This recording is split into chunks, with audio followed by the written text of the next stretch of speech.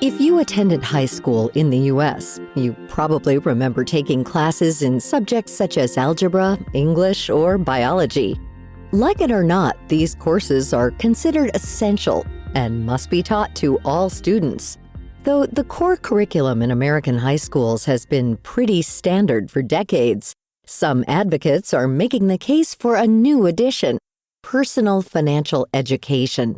Experts like Carly Urban, a professor of economics at Montana State University, believe that these courses are just as critical to a child's future as regular doctor's visits are to your health. Schools are really the last place that we know where everyone is. So it's really hard to improve adult financial education. People are everywhere. Not everyone is even in the workforce, so we can't do like workplace financial education. Not everybody goes to college. And there's a lot of financial traps out there, especially for young people gaining their financial independence. And if you don't necessarily have the skills and tools to navigate all of the sharks in the water, then you're going to have a lot of trouble swimming. For some, high school can be a time of many money lessons, whether it's earning your first paycheck, buying your first car, or figuring out how to pay for college. It can feel like there's little to no financial guidance if you don't come from a family where money is discussed. These prime years are a great time to make those early mistakes before stepping out into the real world. What people have really started to look at more recently is what happens when a state requires everyone has personal finance education before students graduate.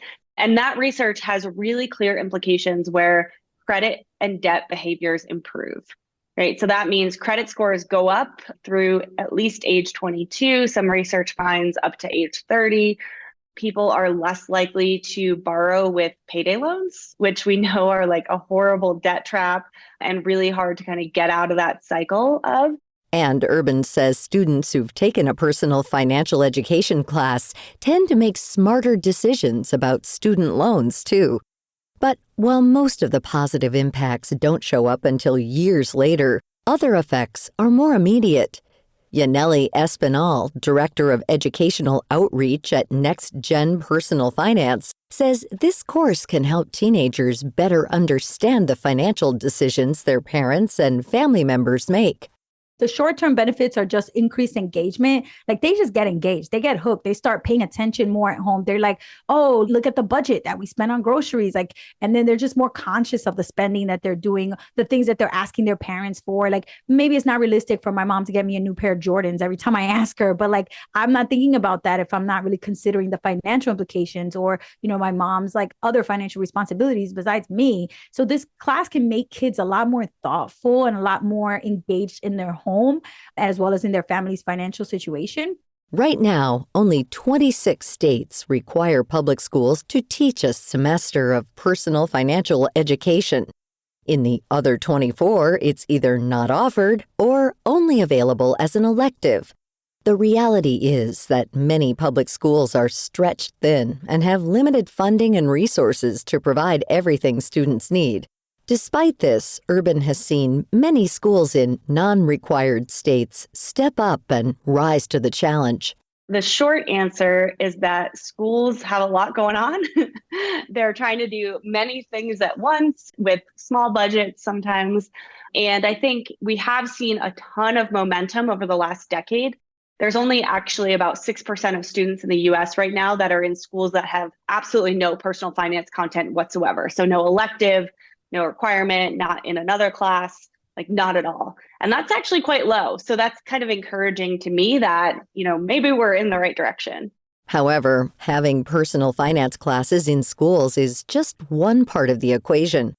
The curriculum within these classes is equally as important. In consumer or home economics classes of the past, much of the focus was on skills like balancing a checkbook, budgeting, or saving for retirement. Those are all still important, but they might not feel as relevant or engaging in today's world.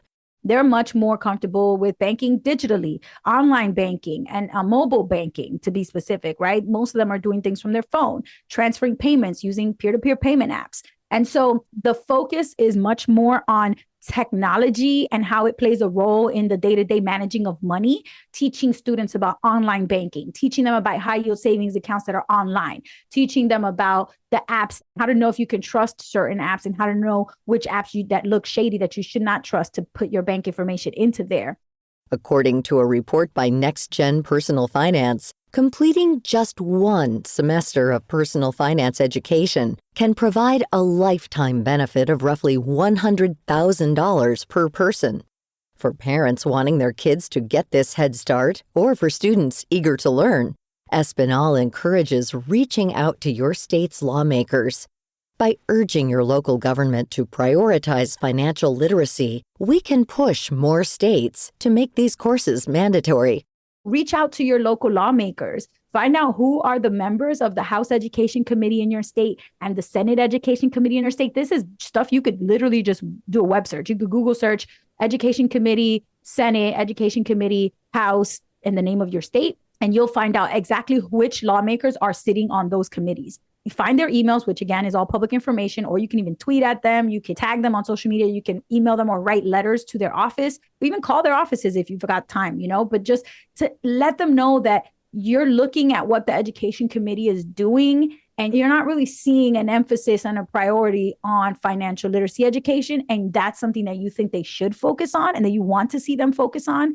And that you as a constituent who lives there in their zip code that they represent, you care about this deeply. In the meantime, Urban offers advice on how parents can teach kids quick money lessons. If parents want to talk to their kids about money more, the Federal Consumer Financial Protection Bureau actually has a whole division of financial education, and they have like the building blocks, they call it, for like what you can learn at different ages and actually soak up. So when you're younger, you can learn things like, if I eat all my cupcakes today, I won't have any cupcakes for my birthday party tomorrow. But when you're older, you can learn more about like how to do research, how to budget, how to, make these more complicated financial decisions.